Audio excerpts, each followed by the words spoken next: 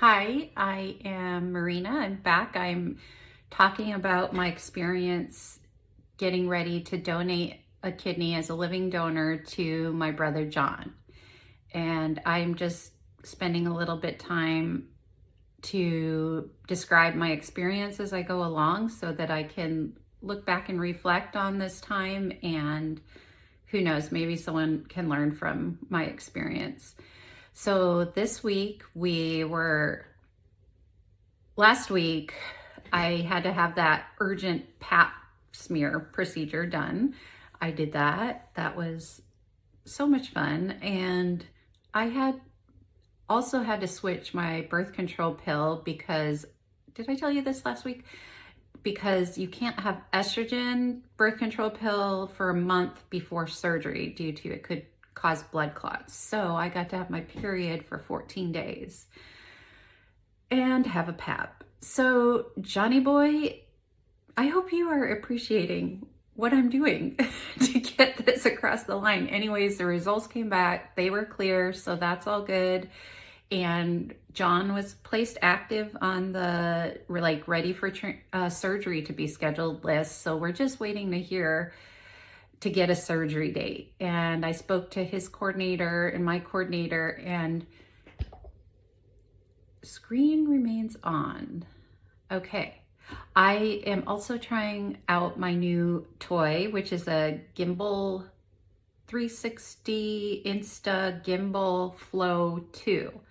And I'm learning like how to use it and what it's capable of doing. So that's today, having fun with this toy, learning how to use it. So I would just say that right now it's pretty stressful waiting to get the surgery date. Oh yes, and I was going to tell you that there could be a date as soon as February. Today is January 15, so there could be a date as soon as February, but that all depends on the liver transplant team at Henry Ford and if there's an opening, because I heard there might be an opening for February. That would be crazy if we could just get it going. That would be my favorite thing ever, just to get started, get the surgery underway, because it's been a long time waiting and leading up to this and not knowing when John is going to, when his kidney was, going downhill, how long he had before we were to this phase.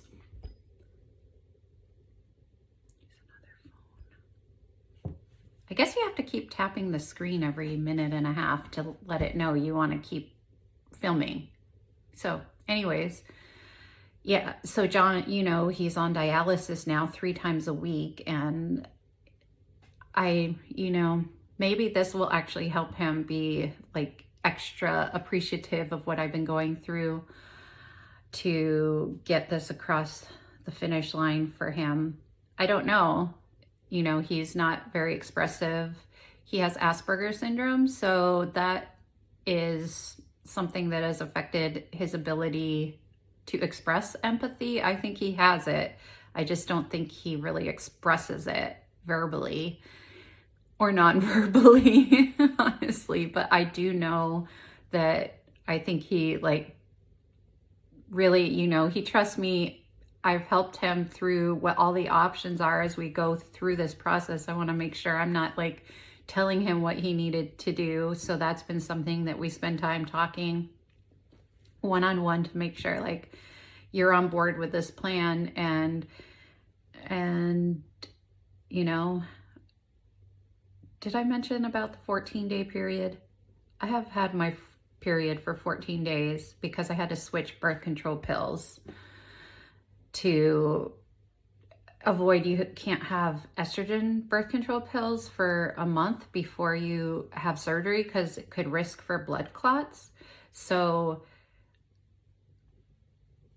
I had to switch birth control pills to a non-progesterone or progesterone only birth control pill. And that got to trigger a 14-day period. So that was probably the hardest. I mean, other than going into Detroit for my all day testing evaluation, that was pretty hard too. But having my period for 14 days, maybe that's TMI. Anyways, I'm at the 5-minute mark here. I want to keep these to 5 minutes. Oh, I forgot to tell you at the beginning that you can watch this on 2x speed, because I know I'm learning how to talk onto this thing, and I'm sure I'm very slow talking. So anyways, we'll see you next time.